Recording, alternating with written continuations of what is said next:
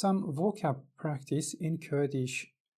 Is looking, the child is looking at the garden. We say dnere. Zarok لبخچه dnere. This last e for the third person, for the zarok. Walked. How to say walked? We say meshi. Daik لپارکه meshi. Mother walked in the park. Raining elat. شلی و شپلیه. آنها لور شلی و شپلیه. It is raining a lot here now.